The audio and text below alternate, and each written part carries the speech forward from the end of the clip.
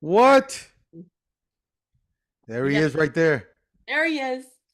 How you doing, What's up, brother? buddy? How you doing, man? Great seeing you. Great. Likewise, dude. How long are you home for? We leave tomorrow to London. For that series? Yeah, we're going to throw a home run derby there with Chase Utley and Daniel Murphy and Oh, a couple wow. celebrities over there, and then go to the series. That is awesome, dude. That is awesome. Well, congratulations, man. We're gonna catch up after. Okay, Yes. thank you. Good seeing you. Close You my too. door, please. Okay. How are you? I'm doing great. How are you? I'm doing great. Yeah, you look good. I love it. Yeah, I'm getting old. We just You're- did wedding planning this weekend with Will, the youngest. So wow. So he's the only one out of the No. three, then, right? Or the middle one got married. DJ's getting married in December. Oh, look at that, man. He didn't tell me. I spoke to him. He didn't tell me anything. Yeah. DJ's getting married in December in our yard. Remember, we have 3 acres. So they're getting married in the front yard and the reception's in the backyard. Or the party, the throwdown. How often do you go see him in Raleigh? Off and on. I've been up there a few times. Whenever I get a free weekend or they ask me to come up, I just go. Do you Same like thing. it there? Do you like it there? I grew up about an hour and a half from Raleigh. Much different where I grew up than Raleigh. I love Raleigh. I really love that area. There's tons of restaurants.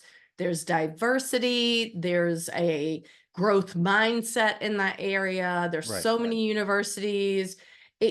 Beautiful parks. I mean, it's a beautiful area. Where'd you grow up? I grew up in a little town outside of a little town called Tarboro, which is about 20 minutes from Greenville, where East Carolina University is. Nice. So I strongly think that in 2 years we're gonna move to Raleigh. Are Like, you really? There's an area there called the Apex. Apex? Yep, Kinda I have that friends in Apex. Yeah. And I've been thinking about it. I have one of my good clients is a golfer there, a kid Okay. from a family from Miami.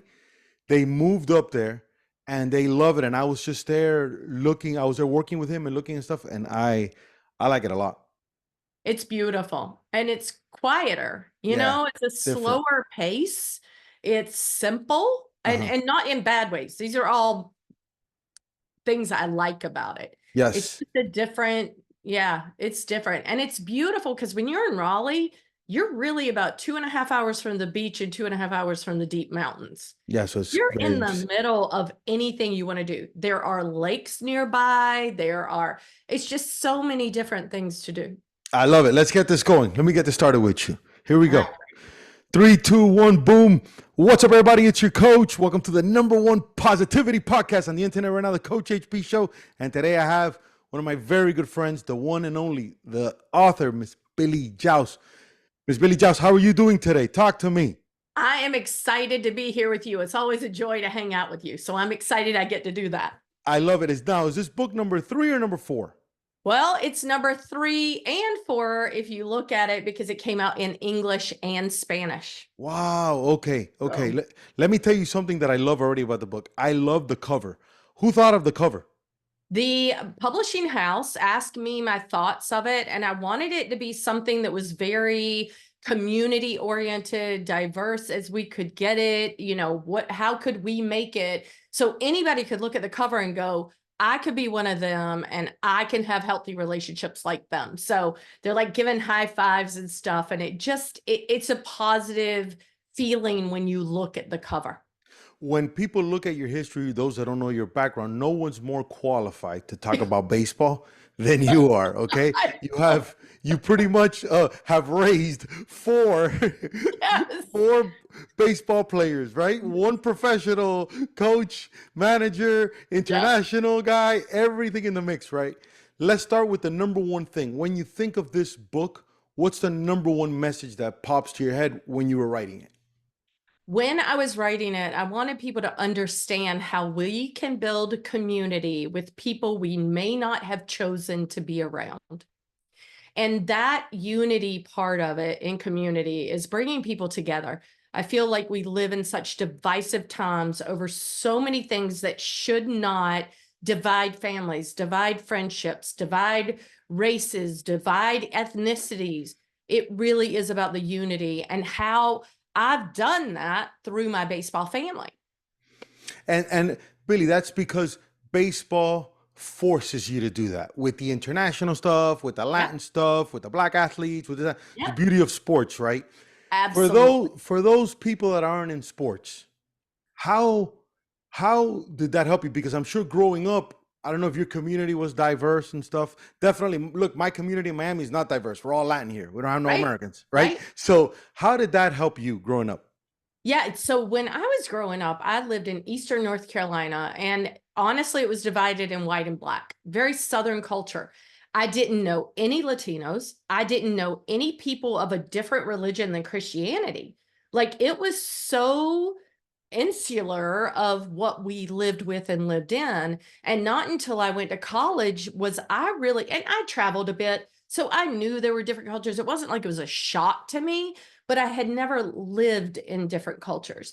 And college was that first step into that, that I've always been a very heartfelt person. Like, I love people, and I'm going to say most of the time, because you always have that sandpaper person who Absolutely. grinds on your everlasting nerve, you know? And so I've always been a people person. I love gathering people. Even in high school, when it was black and white, I didn't stand on a line one way or the other. I stood in the middle with both. And so for me, it was, what are the things that I need to step into to bring unity into the community? And so once I started dating my husband, who you said I raised 4 boys, my mother-in-law's son was the hardest one to raise. Just saying, I believe it. I believe it. I believe it. I believe it. Because I'm still raising him. My other 3 are adults.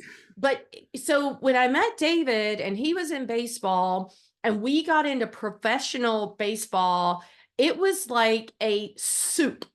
You know, where you throw everything from your refrigerator in the soup and it all mixes around and the flavors are so beautiful and it just works, right?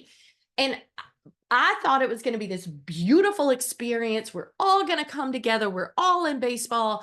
And I even saw division within that. And I wanted to be the person in the stands among the wives, among the girlfriends, that brought people together and didn't divide them. So that's how the progression for me started. Billy, what tactics do you use to do that? Yeah. One of the things I talk about in the book are the 4 relationships we encounter every day, no matter where you are. If you're in an airplane, in an airport, in an Uber, at the grocery store, you're going to run into 4 different types of relationships every day. And one of them is an accidental acquaintance. I express that as at a ballpark, they're the fans. On the internet, you're big social media influencer. You have accidental acquaintances on the internet, people that just pass by, may say hi, may have something to say, but it's not someone you connect with on a deeper level and may never see again.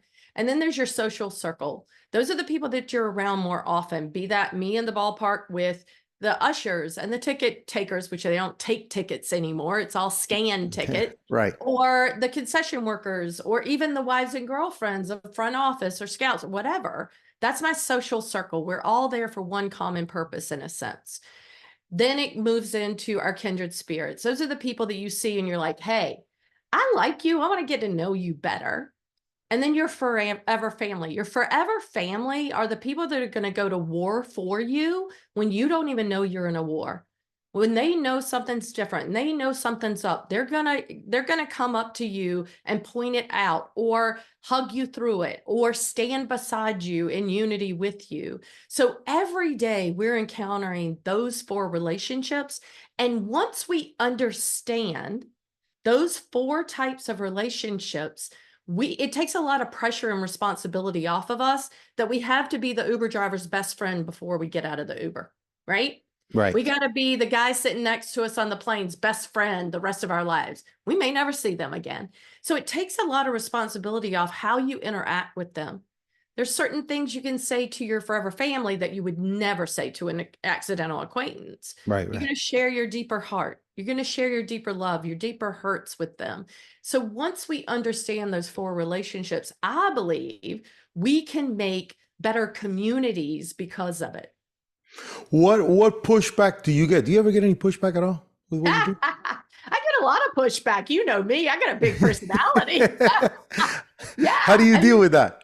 The thing of it is that you can't, once you understand those 4 relationships, whatever is coming at you doesn't hurt you as personally as if your forever family or your kindred spirits come at you, right? So if I'm in a social setting and I say something about something I love or don't love, and someone wants to one up me or show me down or pick on me about something I said, it just is water off my back because I don't have that personal deep connection with them that I allow them into that space.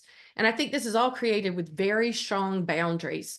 Even within forever family and kindred spirits, you still have some boundaries.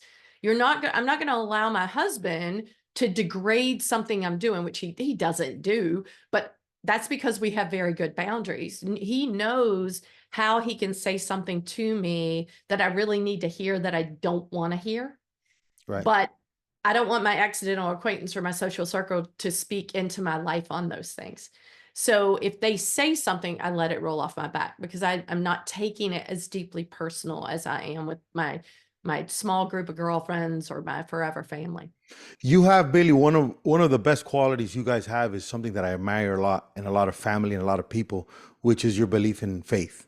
Like Yes. families that are so every time I've interviewed, like I've interviewed the Arenados, Nolan Arenado's family, huge faith. I had his parents on. Same thing with Jackson Holiday and his family. So anytime I talk about people that are faith based, I just feel the sun and the ray of light and everything is amazing, right? How has that helped you? I'm working on myself. Like when stuff happens to me, whether it's good or bad, to go to God first. I don't do that. I just think I'm living in like some fairy tale in my brain or something. How do you deal with that? Yeah. I lived a life of thinking I had all the answers and it was all about me. And my life imploded. And the only thing that I could do was go back to the one place. I actually was seeing a counselor at the time. And the counselor, who was an atheist, she was an atheist. And, I knew this. We were living in a city that was very big and not believing in God. And she said to me, "When's the one time in your life where you felt the most peace?" And I said, "When I was a teenager and I was going to church and building a relationship with Jesus. That's where I felt the most peace." And she said to me, "You need to go back to church." Now, this is somebody that didn't believe like I did. And this is one of the things about this baseball family. We don't have to look like each other, believe like each other, agree with one another, and God forbid, even vote like each other to Right. love one another. And so in that process of going back to church and just really digging into who God is and who he's created me to be was at a point that, Hector, nobody's life is going to be perfect. I have bad things happen in my life. I have had some horrible tragedies in my family. I have had some hurtful feelings at times with close family members. But it's different when you know God has your back. And it's not all about me. I am not responsible for those people and how they act. I am only responsible for me and how I act. And if I am getting closer and closer to God, then I'm going to be reading the Bible. I'm going to be listening to sermons from great pastors and great speakers and great teachers.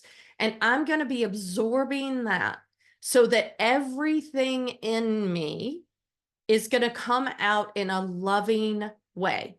And it doesn't always happen that way. Sometimes somebody will grind me down and I won't retaliate. I won't react, but I'll go to my husband and I will vent because my husband and I are very close. We're great friends. We're not just a married couple. We are incredible friends. And I'll go to him and vent and I'll start it off with, "David, you do not need to fix this. I just need to get it out." Oh no, he's the best. See, I start fixing stuff right away. I think I He gotta. does too. Why do you think I begin that way? Because he wants to fix it. He wants to make it better for me. He doesn't need to hate the person I'm telling him that hurt me. He doesn't need to go and retaliate for me. He doesn't need to lower himself to their standards. He needs to be my rock and saying, "You know what? You're right. You should be hurt because of that. Their words are hurtful. Now, what are you going to do about it?" And that goes back to that for relationships. If this person had been closer to me, a kindred spirit, a forever family, and they hurt me to that depth, I create really strong boundaries around them, barriers to keep them from getting deeper into my spirit, because I have a very good boundary on my spirit, because the only thing I want in my spirit is the Holy Spirit. I want God in my spirit. I want him in my life. I want it to be first and foremost. And if everything is about him and not about me, then my life can be a more joyful, peaceful place, even in the chaos. I talk a lot about peace in the chaos, connecting people, conquering distractions, and peace in the chaos. And that to me is a place where you can find peace when your eyes are on God and you're loving him with everything in you. You understand how much he loves you and who he's created you to be. And therefore, that outside source of negativity and harmful words and evil spirits, because some people can be quite evil, it doesn't penetrate your soul. I don't allow it into my spirit. It hurts my feelings. It hurts me, emotionally, but it's not going to dig into my spirit. That is awesome. That is awesome. Being a mom of three boys, all three were athletes. You're a little bit far removed from this generation of parenting. Okay. What prevented you? Because to me, you always strike me like a go-getter, a person's not about excuses, like No. very, very goal-orientated, deals with adversity very well. How did you deal with that in the baseball field? Because at that time, I don't think the coddling of now of the boys that's very popular now is wasn't at the time. Did you see that a lot as a mom? Was that one of your worries of like, look, I gotta make sure I raise three men here? Was that naturally in you? Did you see that coming because of the environment? Talk to me about that. Yeah, I think for our entire career, David and I have always talked about making better men than better baseball players, making better women than a wife of a baseball player or a girlfriend of a baseball player.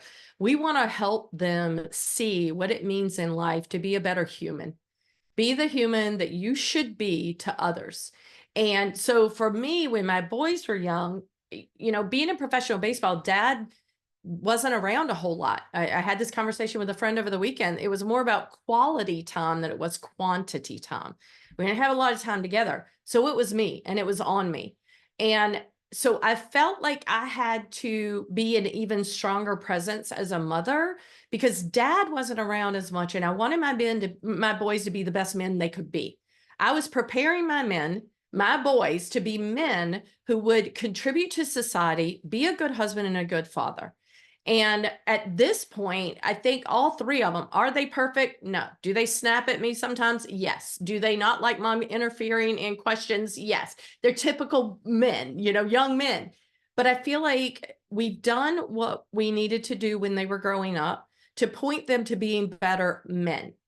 And if that was on the ball field or in a big league clubhouse, when my kids came in a big league clubhouse, I didn't want them just seeing the superstar.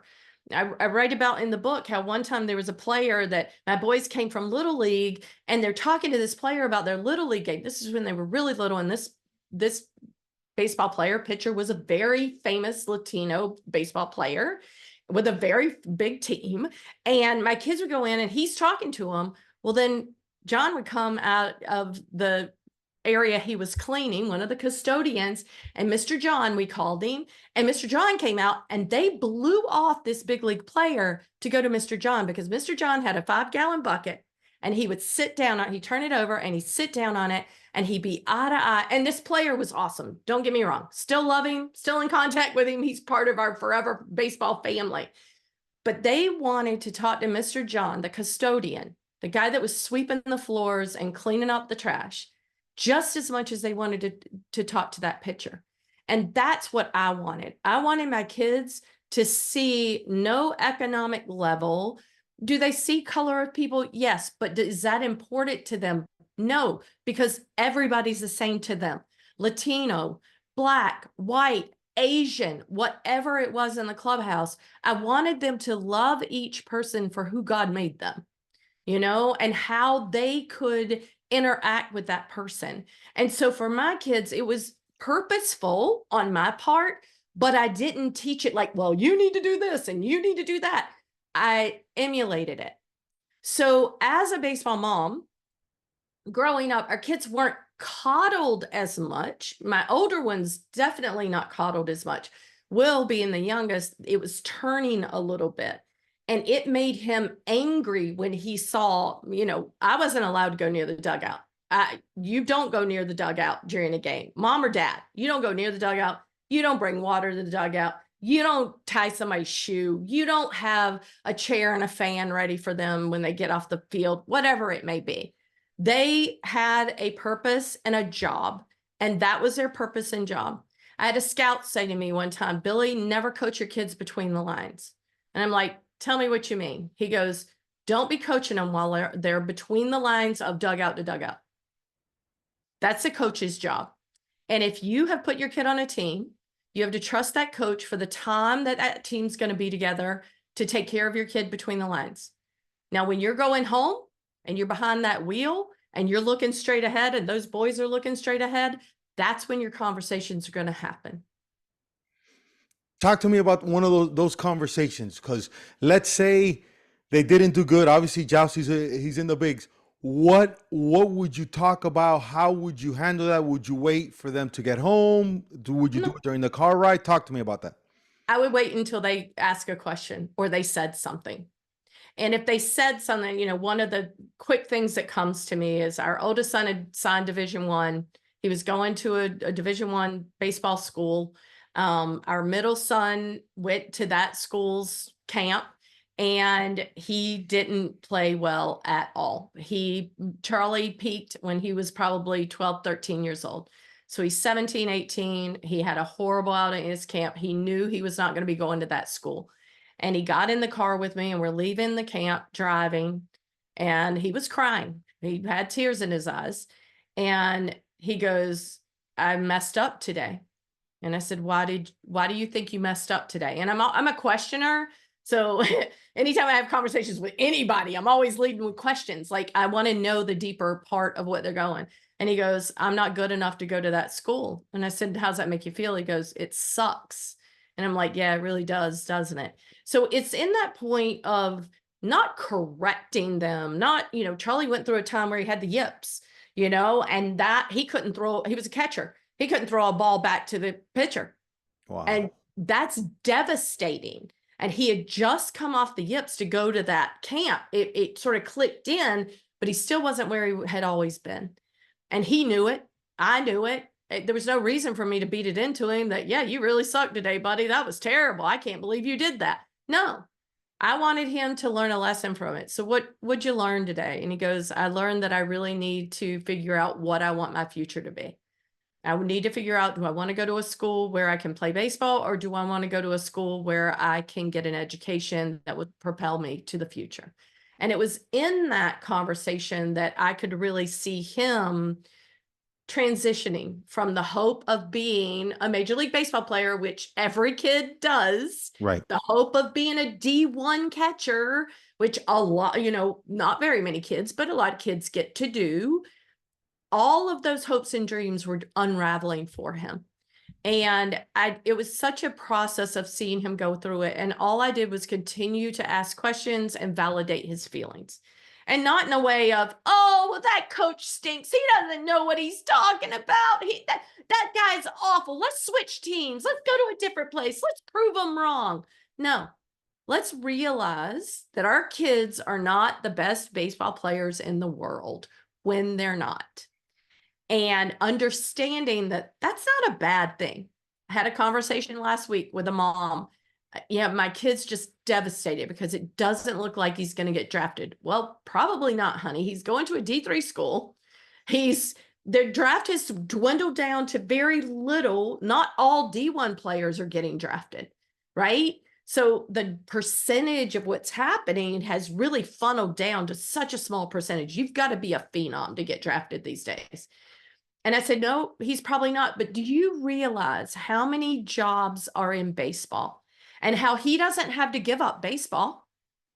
my three boys, only one of them played professionally. He only played for a year and a half professionally, and then went overseas and played professionally. He came back home and he got a scouting job. He's an amateur scout for the San Francisco Giants. So he's out there watching amateur players. And I want to clarify this because I got ripped open on social media not long ago. Professional is when, well, it's going to change, isn't it, Hector? Professional has always been when you get paid to play baseball. Right. Amateur is when you don't get paid to play baseball. That's going to change that wording. However, if you're not playing professional baseball, that's what DJ's scouting. He's going to see high school, college, junior college, travel ball, all that. Right, right. He has a job in baseball. My middle one, when he wasn't going to play baseball in college, he was going to be a doctor. He didn't get into med school. So he went and got a master's in sports psychology.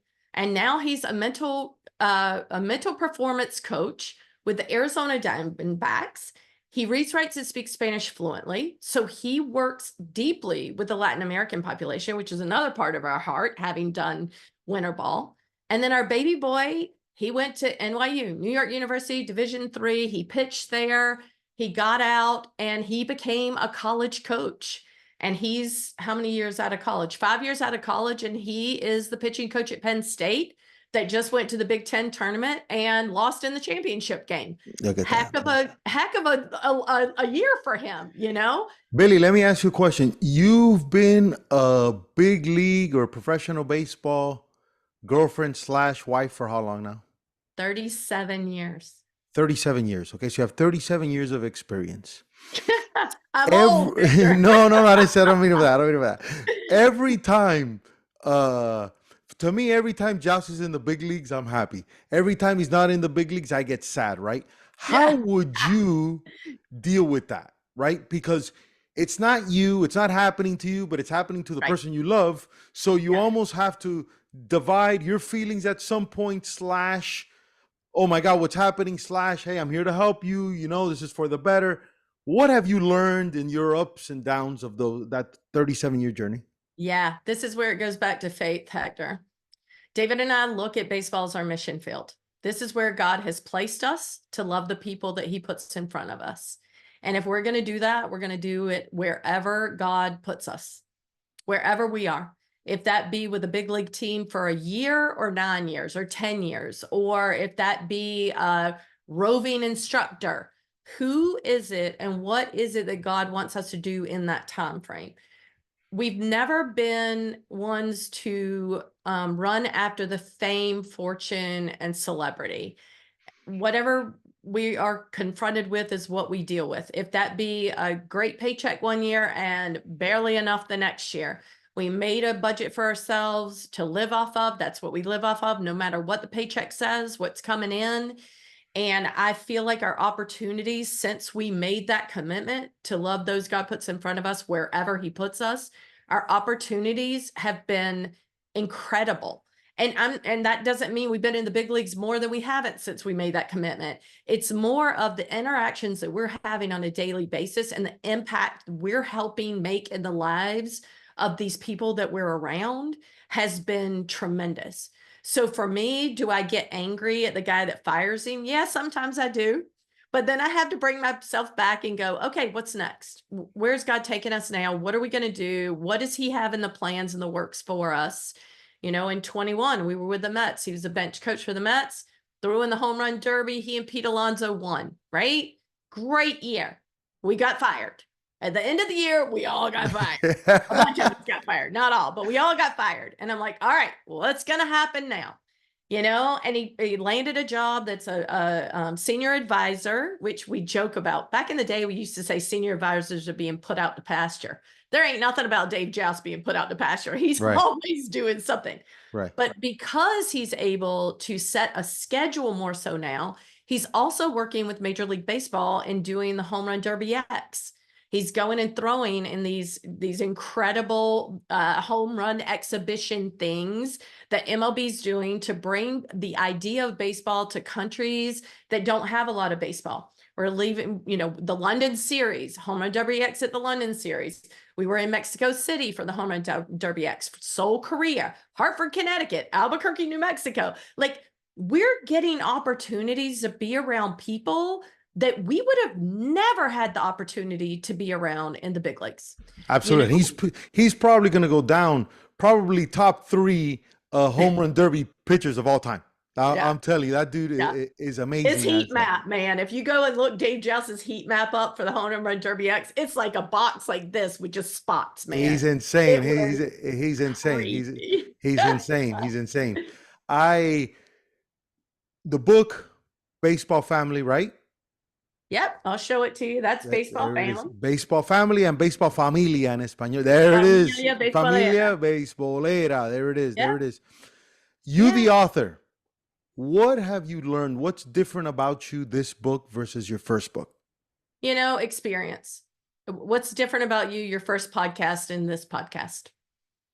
Right? Right. You learn.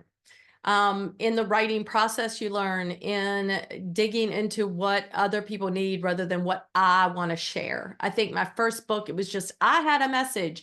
I want to get them. And the message has been great. It's still livable now, making room, doing less Right. so God can do more. Yes. Still a livable message. But it was more about my experience than what I want to give to others an experience now. I want, over time, the things that I've learned from other people and being able to give a message that's going to help them transform their lives. I want them to see how they fit in to this process, not just my story of how I did it. I love that. I love that. Where's the book available now? I know, is it Amazon? Amazon, Endgame Press is the publishing house that I went with. You can get it there. So those are the 2 main places, Amazon and Endgame Press. I love that. I love that. Last question, because I know you're very busy. Last question is question for me. That's the last question. What can I always end all my show with this question for me. What can I help you with? Talk to me. You keep doing what you're doing, dude. You do a good job at it. I learn a lot from you just watching your progression. We've known each other a long time. That's true. Very long time. Makes me feel even older. Let me tell you a funny story. I was sitting, I'll never forget. So I was sitting we were in Fort Myers, and I'm sitting there with Fort Myers with Jauss, and it was the Mets against the Red Sox. And I'm in a dugout, and I was he's been accidentally, or there's no accidents, he's been part of my journey twice where it was like hit or miss, right? And I'm sitting there, it was middle of the week. There must have been, in Spanish, we say like cuatro gato. There have been 4 cats in the stands. There was nobody there. and I'm sitting there in the summer heat, and I go, what am I doing here, man? There's nobody there. And I had just had the premonition to go to Las Vegas. Okay. So I go, you know what? I'm going to choose Vegas. I'm going to leave this baseball thing alone, and I'm not going to pursue baseball coaching. I was just trying to involve something in the game, and it didn't happen, right? So there was that part to that. And then, Billy, the second part was the man upstairs had already put in my head that I was done with Vegas. And I had coincidentally, I had called him. I go, Jauss, let me ask you a question, man. What makes me special? Because you know what happens is sometimes being like a Cuban dude, like the Spanish, like my English isn't, even though I speak English well, but it ain't clean, and I don't know how to like simple it down. And he goes to me, Hector, you're a relationship guy. Yeah. And I thought about that. I was like, man, he's right, And the loneliest thing I've ever done was become Coach HP. Yeah. When I tell you that it's the loneliest thing, that people can't relate to you when you're thinking about positivity all the time. People can't relate to you when you pick up a phone and just call people out of the blue. And I'm saying, look, I think you should do this, and that. And 90% of them don't do it. And it's wrong, because I'm not calling you to tell you how you should save money on your energy bill. No. You know what I'm saying? That's not my area of expertise. My area of expertise is effort and attitude, which I have right here, and just being yourself and dealing with failure from a guy that failed so much, Billy. Right. So that's my thing. Dude, I love talking to you guys. I could talk to you guys forever. I'm gonna post this. I'm gonna put the link below. I'm gonna put all your social stuff in case people want to reach out to you, because I'm sure maybe some moms out there are gonna want some stuff, some information from you. And we'll keep it going. I'm excited for number 5. Number 5 is probably around the corner pretty soon. We'll see. All right, don't go anywhere. Okay, let me stop this. Hold on one second. Let me stop the recording.